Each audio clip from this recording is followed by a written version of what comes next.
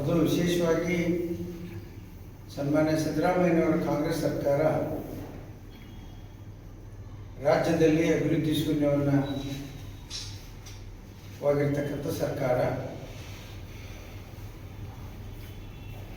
ಜನರ ಗಮನವನ್ನು ಬೇರೆಡೆ ಸೆಳೆಯಬೇಕು ಅನ್ನೋ ಒಂದು ಉದ್ದೇಶದಿಂದ ಕಳೆದ 2.5 ವರ್ಷಗಳಲ್ಲಿ ಅನೇಕ ಚಟುವಟಿಕೆಗಳನ್ನು ನಡೆಸ್ತಾ ಇರೋದು ತಮ್ಮ ಗಮನಕ್ಕೆ ಬಂದಿದೆ, ಎಲ್ಲರಿಗೂ ಗೊತ್ತಿರತಕ್ಕಂಥ ವಿಷಯ. ಕೆಲವು ದಿವಸ ಧರ್ಮಸ್ಥಳದ ಬುರ್ಡೆ ಪ್ರಕರಣಕ್ಕೆ ಚಾಲನೆಯನ್ನು ಕೊಟ್ಟರು. ಅದಾದ ನಂತರ ಜಾತಿ ಗಣತಿ ಮಾಡೋಕ್ಕೆ ಇವ್ರಿಗೆ ಅಧಿಕಾರವೇ ಇಲ್ಲ. ಒಂದು ಎರಡನೇದು, ಮುಂದಿನ ತಿಂಗಳು ನಂತರ ಕೇಂದ್ರ ಸರ್ಕಾರ ಜನಗಣತಿಯನ್ನು ಮಾಡುತ್ತೆ. ಅಂಥ ಸಂದರ್ಭದಲ್ಲಿ 2 ಗಣತಿ ಮಾಡ್ತಕ್ಕಂಥ ಅವಶ್ಯಕತೆ ಇರಲಿಲ್ಲ. ಮೂರನೇದು, ಈಗ ಅತ್ಯಂತ ಪ್ರಮುಖವಾಗಿ ಜನರ ಗಮನವನ್ನು ಬೇರೆ ಕಡೆ ಸೆಳೆಬೇಕಂತ ನಾನು ಆಗಲೇ ಹೇಳಿದ್ದೀನಿ. ಅದಕ್ಕೆ ತಾಜಾ ಉದಾಹರಣೆ ಅಂತಂದ್ರೆ ಈಗ RSS ಮೇಲೆ ಬ್ಯಾನ್ ಮಾಡ್ತಕ್ಕಂಥದ್ದು. 100 ವರ್ಷಗಳ ಇತಿಹಾಸ ಇರತಕ್ಕಂಥ ಒಂದು ರಾಷ್ಟ್ರೀಯ ಸ್ವಯಂ ಸೇವಕ ಸಂಘ ಇಡೀ ದೇಶದ ಮೂಲೆ ಮೂಲೆಯಲ್ಲಿ ಪ್ರತಿ ವರ್ಷವೂ ಕೂಡ ಪಥಸಂಚಲನವನ್ನು ಮಾಡ್ತಕ್ಕಂಥದ್ದು.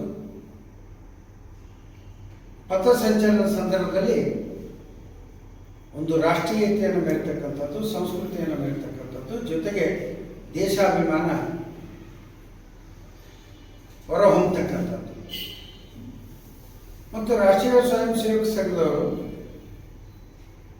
ಎಂಥ ಸಂದರ್ಭದಲ್ಲೂ ಕೂಡ, ವಿಪತ್ತು ಸಂದರ್ಭದಲ್ಲಿ, ಇವತ್ತು ಭೂಕಂಪ ಆಗಿರ್ಬೋದು, ಪ್ರವಾಹ ಆಗಿರ್ಬೋದು, ಅಪಘಾತಗಳಾಗಿರ್ಬೋದು, ಆ ಸಂದರ್ಭದಲ್ಲಿ ಮೊದಲನೇದಾಗಿ ಅಲ್ಲಿ ಸಹಾಯಕ್ಕಾಗಿ ಸಹಾಯ ಹಸ್ತವನ್ನು ಚಾಚತಕ್ಕಂಥವರು ಸಾರ್ವಜನಿಕರಿರ್ಬೋದು, ಅಧಿಕಾರಿಗಳಿಗಿಂತ ಮುಂಚೆ ಹೋಗಿ ನಿಲ್ತಕ್ಕಂಥವರು ರಾಷ್ಟ್ರೀಯ ಸ್ವಯಂ ಸೇವಕ ಸಂಘದ ಸೇವಕರು.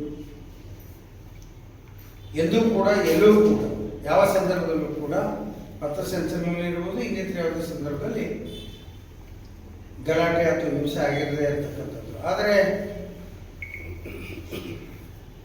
ಪ್ರಿಯಾಂಕಾ ಖರ್ಗೆ ಅವರು ಮಾನ್ಯ ಮುಖ್ಯಮಂತ್ರಿಗಳೊಂದು ಪತ್ರ ಬರೀತಾರೆ, ಇದನ್ನು ನಿಷೇಧ ಮಾಡಿ ಅಂತ ಹೇಳಿ. ಸಾರ್ವಜನಿಕರಿಗೆ ರಾಷ್ಟ್ರೀಯ ಸ್ವಯಂ ಸೇವಕ ಸಂಘದಿಂದ ಅನುಕೂಲವಾಗಿದ್ದರೆ ಯಾವುದೇ ರೀತಿಯ ತೊಂದರೆ ಆಗಿಲ್ಲ. ಒಂದೇದು. ಅಂಥ ಸಂದರ್ಭದಲ್ಲಿ ನಾನು ಬ್ಯಾನ್ ಮಾಡ್ರಿ, ಪಥಸಂಚಲನ ನಡಿಬಾರ್ದು ಅಂತೇಳಿ ಬೇರೆ ದೇವರಿಗೆ, ಬೇರೆ ಸಂಘಟನೆಗಳಿಗೆ ಸುಮ್ಮನೆ ಪ್ರಚೋದನೆ ಕೊಟ್ಟರು. ಅವ್ರಿಗೆ ನಮಗೂ ಕೂಡ ಮಾಡಲಿಕ್ಕೆ ಅವಕಾಶ ಕೊಡ್ರಿ ಅಂತೇಳಿ ಅಡೆತಡೆ ಮಾಡ್ತಕ್ಕಂಥ ಕೆಲಸವನ್ನು ಈ ಸರ್ಕಾರ ಮಾಡ್ತಾ ಇದೆ. ಅಂದರೆ ಅಭಿವೃದ್ಧಿಯನ್ನು ಮರೆಮಾಚಲಿಕ್ಕಾಗಿ ಇವೆಲ್ಲ ಘಟನೆಗಳು ಕಳೆದ ವರ್ಷದಿಂದಲೂ ಕೂಡ ನಡೆದಿರ್ತಕ್ಕಂಥದ್ದು ಅನ್ನೋ ಒಂದು ಮಾತನ್ನು ತಮ್ಮ ಗಮನಕ್ಕೆ ತರಲಿಕ್ಕೆ ಬಯಸ್ತೀನಿ. ನಾನು ಯಾವತ್ತೂ ಕೂಡ ಈ ರೀತಿಯ ರಾಜಕಾರಣದಿಂದ ನೀವು ಅಭಿವೃದ್ಧಿ ಮರೆಮಾಚಲಿಕ್ಕಾಗಿ ಏನೇನೋ ಮಾಡ್ತಾ ಹೋದರೆ ಇದು ನಡೆದಿಲ್ಲ. ಇದಕ್ಕೆ ಜನ ಮುಂದಿನ ದಿನಮಾನಗಳಲ್ಲಿ ತಕ್ಕ ಪಾಠವನ್ನು ಕಲಿಸ್ತಾರೆ. ಒಂದನೇದು.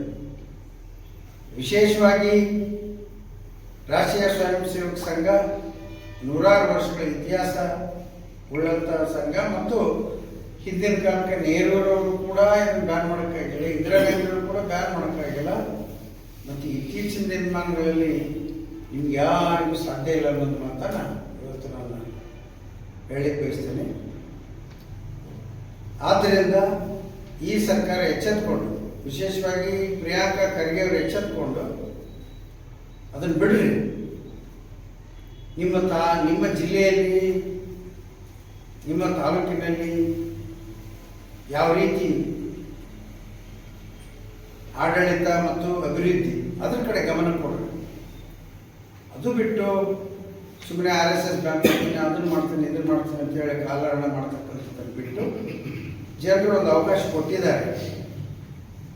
ಆ ಅವಕಾಶವನ್ನು ಸದುಪಯೋಗಪಡಿಸ್ಕೊಂಡು ಈ ರಾಜ್ಯದ ಅಭಿವೃದ್ಧಿ ಕಡೆ ಗಮನ ಕೊಡಬೇಕು ಅನ್ನೋ ಒಂದು ಮಾತನ್ನು ಈ ಸಂದರ್ಭದಲ್ಲಿ ನಾನು ಹೇಳ ಬಯಸ್ತಾ, ಜೊತೆಗೆ